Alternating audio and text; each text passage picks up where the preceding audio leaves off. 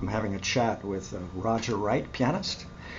We're talking about a recital that's coming up here on Sunday, December 3rd, so it's in a couple, 3 days from this interview, in Laguna Beach. We'll talk about details in a bit. But Roger has some just amazing credits to his name. We're going to talk about those, but let me just read a little bit. Audible Chocolate, his piano playing has been described as, and the Washington Post gave him another just a wonderful quote that he can use. Here it is: voraciously hungry mind. How I wish I have ever had anybody say that about me. So I can't wait. Everybody should be quite excited about attending this recital coming up. Roger is based in Southern California now. We're going to talk about his school coming up.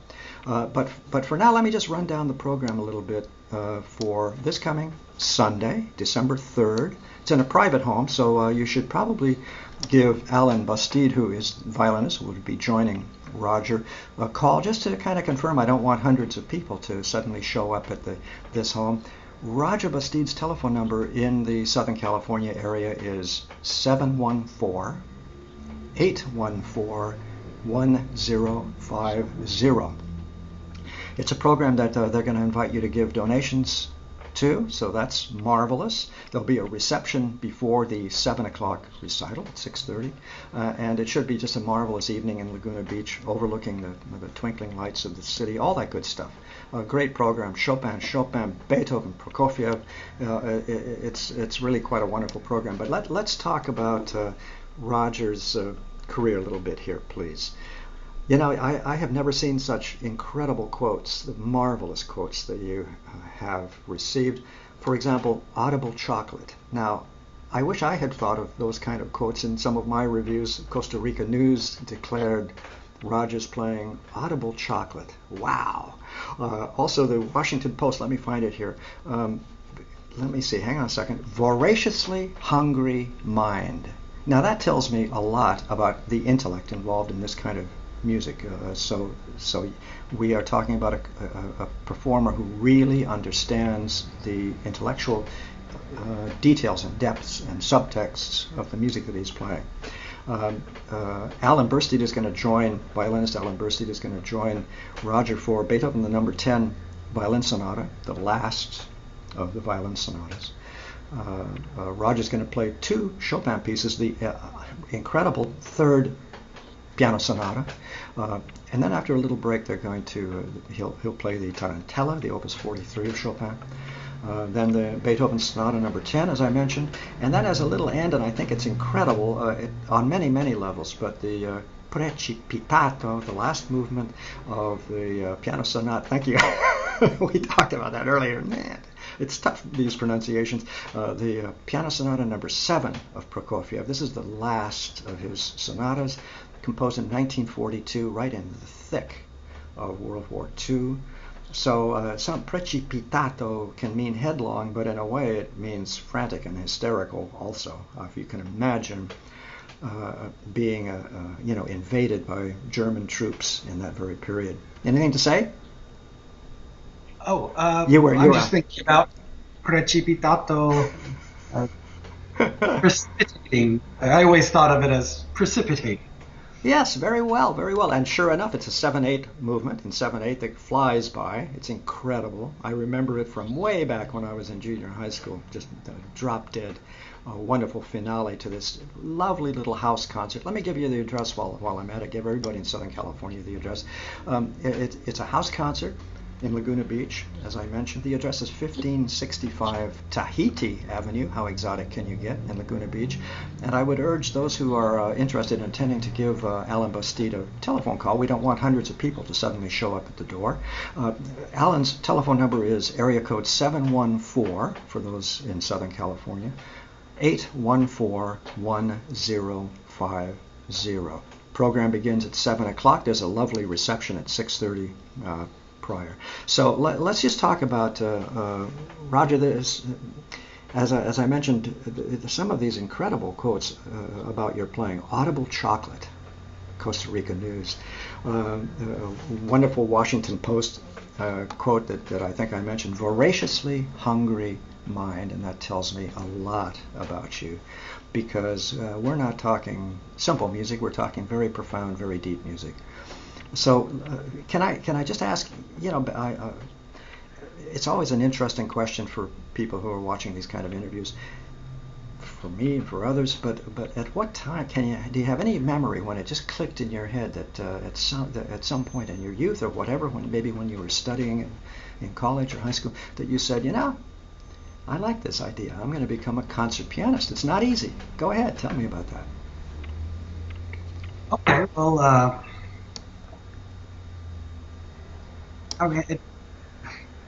Well, my mother reminds me that, well, I suppose you know that I started when I was 12, and some people say that that's quite late. My mother reminds me that I had asked to start lessons earlier than that, maybe even when I was 8 or so, but she didn't want to drag me to lessons and nag me to practice. Her mother had done hers, so waited longer, and finally my choir teacher in junior high approached my mother and said, "This boy really needs lessons." And so my lessons started at the end of my 6th grade. I was 12. And I suppose by the beginning of 7th grade, or certainly a year after that, I was already thinking, I know there's something that I want to do here long term. And my choir teacher was my first piano teacher, Carol Warwick, but after a year she said I should move on to an artist teacher, master, John Weems. And by the time I got to be with John Weems, I knew I wanted to be a concert pianist. I didn't realize how silly an idea that was. But that's one of the world's greatest things. I'll do that, and I still think it is. And that teacher, John Weems, led me far. You asked about where my sound came from. I'm not sure if it's from him, but much of my ideas came from John or were fomented by John Weems. Then that takes me through high school, and now I know I want to major in music, and I even go to the High School for the Performing and Visual Arts in Houston. I grew up in Houston. And so after that, I major in music in college and have more teachers, and then get out on the road and see what I can make happen. I don't know if I answered your question. I actually can't remember what it was now. So. Oh, you did a marvelous job. And the other thing is, as you said, getting out on the road. Let's just agree that a career in classical music is hard. Very, very difficult, very complicated, very, very tough. So, I admire all of us. I made the same decision. It's hard. It's a hard career. But, when we're smitten, as you have just described, that's just all there is to it. Music is our life, and we proceed. You're right about being smitten with piano music. I totally am. And you're right, classical music is very hard. Everybody always told me it's going to be so hard to make money in classical music. And it's true. In my 20s, out of college, boy, I mean, it was really tough. I didn't make money. But I think most people don't, right? I think so. I think the really hard thing about being in classical music that nobody tells you is how much you're going to get your feelings hurt. Because I'll tell you, it happens almost every day. Something comes along, if you're like emotionally invested in what you do, what you teach, and people come along and say something, and they want to make you feel good, and actually it doesn't do that. And there's something to be joyous about it. I shouldn't complain, but when people talk about classical music is so hard, what I think about is how competitive it is. Picky people are, and how subjective it is. Yeah, absolutely, absolutely. Let's talk a little bit about Alan Bastide, your colleague, my colleague, and his series, Soiree series. When do you remember when you met Alan? Yeah. Okay, that is a little hard for me, and Alan and I put it differently. Well, I would rather go with his answer. He says that, uh, well, I need to tell you more. I've played the last 10 years for this wonderful church called St. James Presbyterian in Tarzana, which has a enormous appreciation of music, and it's the reason I go there. And Alan was brought in to play with us, I guess, on our Christmas program or on one of our programs. And that is that is how he says. So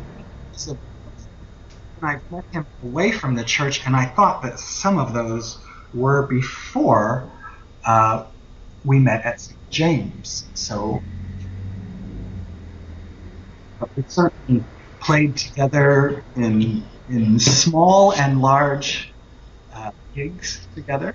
I'm thinking of a small one where I accepted playing at a mall in Thousand Oaks. And Alan said, "Hey, do you want to? Why don't I come and I can come and play with you?" And I said, "Okay, sure, that would be supportive." And he did, and we had a great time actually. And I guess that's not the first time we met. How could it be? But that's for some reason the one that goes first. Hey, by the way, that's a great service to community, playing classical music in a mall. So Yes. Now, I may have been playing light classical. that's And, okay. yeah, it was. I didn't want to present anything too dark and dreary for all the jewelry shoppers and everything, but it was a fun gig, strange one. I've never had one like it. Playing in the mall. It's a wonder that the Muzak didn't drown you out. So at some point, presumably they got rid of the Muzak, or you played over it. They. I remember they would turn the music back on during our breaks. Yeah, enough of this irritating classical music. Let's get the junk music back so that people will be happy. Yeah. Anyway, you did a great service. I get this. I encounter this quite a bit. Enough of this classical music stuff. Let's get to let's turn on the pop station or something. I do what I can to help spread the joy of classical music because it's so deep, and I just love where it takes me. And That's what Alan has said. He's very, very impressed with your playing, with the level of your playing, and I've used the quote from the Washington Post earlier. Let's have a look at this program for a little bit because we're not talking easy stuff. Chopin Sonata Number 3. Tell me a little bit about that so people will understand. Well, okay. The Chopin wrote 3 sonatas, so I picked this one because it's the newest. No, it's my first time on the B minor sonata. When I was younger, I played the B flat minor quite a bit, all over the world. Everywhere I went, I played the B flat minor sonata, loving it. And then here in my 40s, I've decided to be practicing the B minor, and it's such a great piece. And I think larger in scale than the B flat minor, more mature. And actually, I love our program because the works we're playing are quite rarely heard. The B minor sonata, just because of its length, you wouldn't hear it all the time, though it's not super rare in the high echelons of piano concerts and competitions. But then this sonata, this Beethoven sonata in G major, the violin sonata that we're playing, I've never heard it programmed. I know, of course, it's programmed, but I've never. It's very, very difficult. Let's talk about that number 10, the number 10 violin sonata of Beethoven's The Last. 1812 is roughly the year of composition. We're talking about the beginning of basically the First World War of the 19th century, really. The Napoleonic Wars were devastating to mankind all over the world, really. South America as well. So Beethoven was not unaware of politics around him, as we know. It's a tremendous work. But let me just speak a little bit. You play the number 3 Chopin. Then after a little break, there's the Tarantella. What a lovely thing to do. This is a great piece, a very short piece and very upbeat. Obviously, it's a Tarantella. It's in 6/8 time, so it's just bouncing all over the place all the time. And also, I think, not commonly heard piece, and also my first time on it. So, trying out a bunch of new pieces this weekend. I was going to say that so far you're describing a program that is kind of fresh to you as well. Yes, it's the Prokofiev, however. Let's talk about that. I mentioned earlier Prokofiev. The chamber music of Prokofiev was the very first chamber music I started to listen to when I was a kid in junior high. We're talking a million years ago. And I remember this last movement, Precipitato, very, very well, the number 7 piano sonata. Tell me about that. It's in 7/8. It whizzes by. How tough is it? Oh, it's very tough. You have to know where to put your fingers, for sure. I mean, it jumps all around, though the real difficulties begin on the last 2 pages. Though the whole thing is hard, it's fast. But in the last 2 pages, you're moving your constantly all over the keyboard, changing registers and trying not to miss. How true. That's the story of our lives, trying not to miss. Yeah. Now, Sure. Can I take a few moments? I'd like to talk. You founded the music school at Foothill in Arcadia a few years ago. Give me a little story about how that began. What you're up to there at the music school. Well, it was started by my wife, Mary Lowe, and myself. We had many private students that we were teaching in different locations, and we decided to bring it all together from our own music school, where we also reach out to the community. We offer violin lessons and just lessons in whatever instrument approach. Viola, drum. We have a drum set. We have flute lessons and guitar lessons, and in the past we even had rare instrument lessons like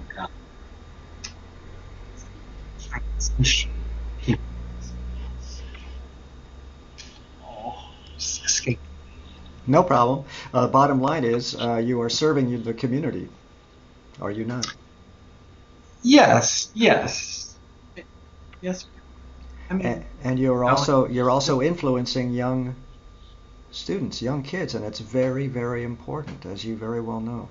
If we don't have young kids that are given some kind of training, that have some kind of interest in music, and we know how important music is, although a lot of people say it's worthless, it isn't. It's very important for the mind. Talk to me a little bit about that. There has to be something that really drives you to have this school, to teach these kids, to offer these kind of lessons, and so on. Well, okay, the whole journey of learning an instrument is akin to puzzles, solving problems, puzzles. It may be hard to imagine why that is, but the physical nature of putting together pieces, what fingering.